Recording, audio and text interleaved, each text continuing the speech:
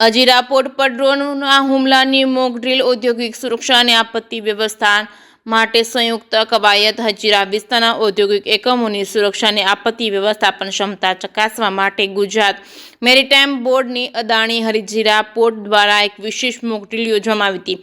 વર્તમાન સમયમાં વધતા જતા ટેકનિકલ જોખમોને ધ્યાનમાં રાખી ડ્રોન હુમલાની સ્થિતિમાં કઈ રીતે પ્રતિસાદ આપવો તેનું સફળ પરીક્ષણ કર્યું હતું. બપોરના 12:10 કલાકે અજાણ્યા ડ્રોન દ્વારા લિક્વિડ જેટી અને ટર્મિનલ પર હુમલો થયો હોવાનું આ કવાયત શરૂ થવામાં આવી હતી અને આ દરમિયાન પોર્ટ પરથી તમામ કામગીરી જેવી કે કાર્ગો હેન્ડલિંગ તેમજ શિપ મૂવમેન્ટ તાત્કાલિક બંધ કરી દેવામાં આવી હતી અને કર્મચારીઓને સુરક્ષિત સ્થાને ખસેડવામાં આવ્યા હતા. મોક ડ્રીલ દરમિયાન કેમિકલ કાર્ગો જહાજ પર હુમલાના કારણે હેવી એરોમેટિક કેમિકલ લીક થવા જેવી જોખમી સ્થિતિનું નિર્માણ કરવામાં આવ્યું હતું. આવી ગંભીર પરિસ્થિતિમાં વિવિધ એજન્સીઓ વચ્ચેના તાલમેલને ચકાસવા માટે જિલ્લા કલેક્ટરના વડપણ હેઠળ મ્યુરલ ટીમોને સક્રિય કરવામાં આવી હતી. આ કવાયતમાં સેલ, રિલાયન્સ તેમજ એનટીપીસી જેવી હજીરાની અગ્રણી કંપનીઓના પ્રતિનિધિઓ પણ જોડાયા હતા.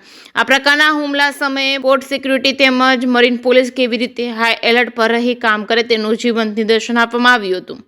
જે કે સિંહ ગુજરાતી સાથે સુનિલ ગાંજાવાલા, સુરત.